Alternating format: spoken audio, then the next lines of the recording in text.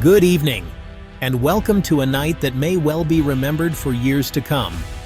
Tonight, we begin with a Supreme Court decision that's reverberating far beyond America's borders, sending shockwaves through legal systems and societies around the world. The court has fundamentally changed the rules for carrying firearms in public, altering a precedent that has stood for decades and reshaping the landscape of American law. This isn't just a legal story, it's about the delicate balance between individual rights and public safety, a debate that touches every community, every family, and every citizen. The world often looks to America as a leader in defining liberty, and this ruling sharpens the global debate over gun rights, prompting other nations to reflect on their own laws and values. For millions, this decision changes their relationship with the law and their sense of security, raising new questions about what it means to feel safe in public spaces. Some see it as a long overdue affirmation of constitutional rights, a victory for personal freedom and the Second Amendment. Others fear it will make public spaces more dangerous, increasing the risk of violence and uncertainty in daily life. The implications are vast, touching daily life, politics, and policy worldwide, as lawmakers and citizens alike grapple with the consequences. Tonight, we'll break down what this decision means, the history behind it, and its real-world impact on communities both large and small. We'll examine the legal reasoning, hear from experts, and explore how it affects you, your loved ones, and your community's future. This is a pivotal moment in the American story, a turning point that will be studied and debated for generations.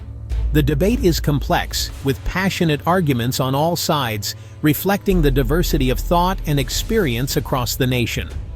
Our goal is to provide clarity, context, and give you the facts you need to understand this historic shift in American law and society. Stay with us as we unpack a ruling that will be discussed, analyzed, and remembered for years to come. This is more than a story about guns. It's about the very fabric of American society, the values we hold, and the future we shape together. Let's begin. To truly understand today's landmark ruling, we need to look back at the origins and evolution of the Second Amendment, a single sentence that has shaped American society for over 2 centuries. Ratified in 1791, it reads, "A well-regulated militia, being necessary to the security of a free state, the right of the people to keep and bear arms, shall not be infringed." These words have sparked passionate arguments and legal battles ever since. For centuries, its meaning was fiercely debated. Was it meant to protect the collective right of state militias, or did it guarantee an individual's right to own firearms? This question divided lawmakers, judges, and citizens alike. Early American courts often interpreted the Second Amendment as being closely tied to militia service, which allowed governments to impose broad gun control measures without much resistance. That all changed in 2008, when the Supreme Court issued a historic decision in District of Columbia v. Heller, ruling for the first time that the Second Amendment protects an individual's right to possess a firearm for self-defense within the home. Just 2 years later, the court's decision in McDonald v. City of Chicago extended that individual right, making it applicable to state and local governments across the country, not just the federal government. But even after Heller, a crucial question remained unanswered.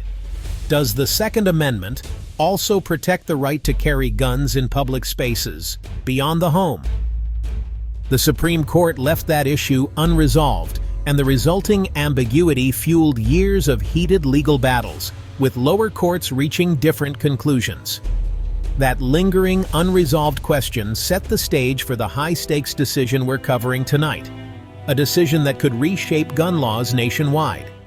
The central issue now before the court: does the Second Amendment guarantee the right to carry a gun outside the home? And if so, under what circumstances? The answer could have far-reaching consequences for millions of Americans. Before this ruling, states had a patchwork of concealed carry laws. Shall-issue states had to grant permits to anyone meeting basic criteria: age, background check, safety course. May-issue states, like New York and California, required applicants to prove a special need for self-defense. This gave local officials broad discretion to deny permits, even to law-abiding citizens. Opponents argued this turned a constitutional right into a privilege.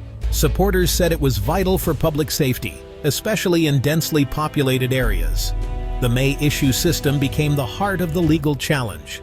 The debate, should the right to carry a gun depend on government approval? This fundamental disagreement brought the issue to the Supreme Court. The stage was set for a historic decision. The case began when two New Yorkers, Robert Nash and Brandon Koch, were denied unrestricted concealed carry permits for self-defense. Both men had applied for permits, hoping to legally carry firearms outside their homes, but were told they did not meet the state's strict requirements.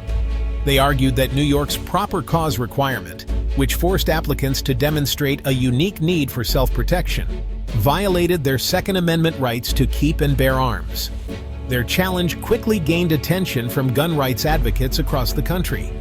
Although lower courts sided with the state, the Supreme Court agreed to hear the case, signaling a willingness to address whether the right to carry firearms extends beyond the home and into public spaces.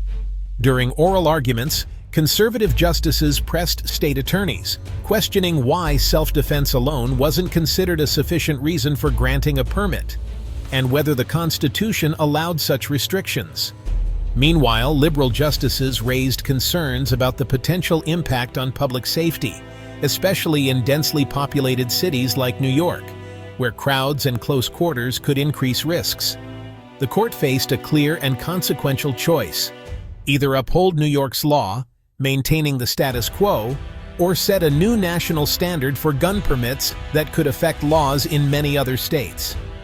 The outcome would directly impact millions of Americans living in May-issue states, where authorities have broad discretion to deny permits. After months of deliberation and intense public debate, the nation anxiously awaited a decision that had the potential to reshape the landscape of gun rights and state authority. The stakes were high. At issue was whether states could require citizens to prove a special need in order to exercise a fundamental constitutional right, or if such barriers would be struck down. The answer, soon to be revealed, would change the legal landscape for gun ownership and the interpretation of the Second Amendment across the United States. On June 23, 2022, the Supreme Court struck down New York's proper cause requirement in a 6-3 decision. The majority ruled that law-abiding citizens with ordinary self-defense needs have a right to carry firearms in public. This ended the May issue system, forcing states to adopt at least a shall-issue standard. The ruling immediately impacted New York, California, and other restrictive states.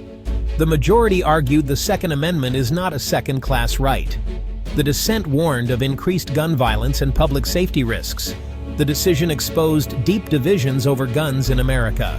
Justice Clarence Thomas, writing for the majority, introduced a new test for gun laws. Regulations must align with the nation's historical tradition.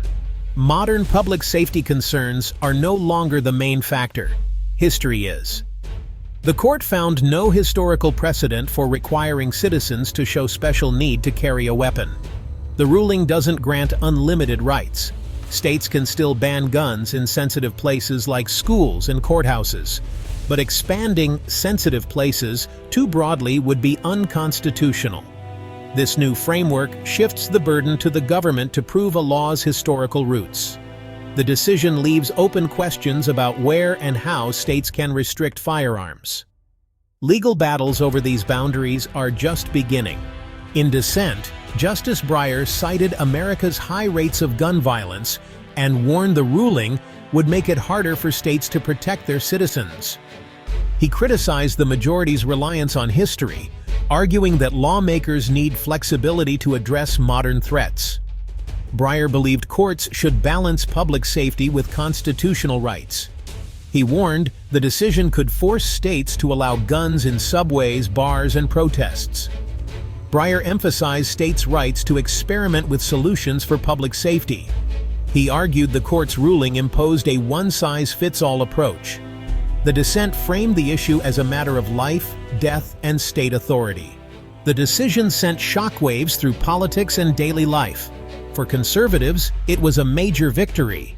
For gun control advocates, a devastating setback.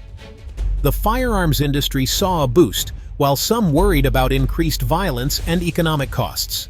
In former May-issue states, more people now carry guns in public spaces. For some, this means greater security.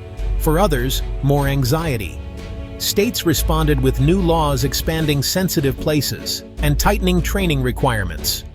These laws face immediate legal challenges, fueling ongoing court battles.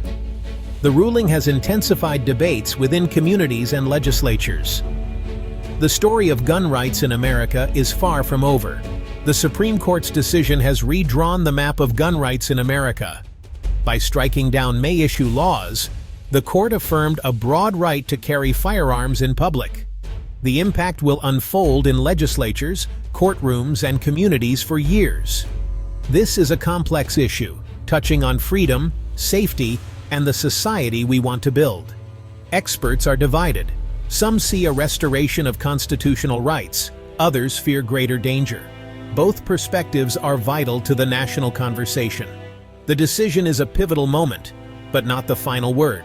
The debate over guns and safety continues, and your voice matters. Stay informed, engage with your community, and make your voice heard. Thank you for joining us. I'm Lester Holt for NBC Nightly News. Good night. End.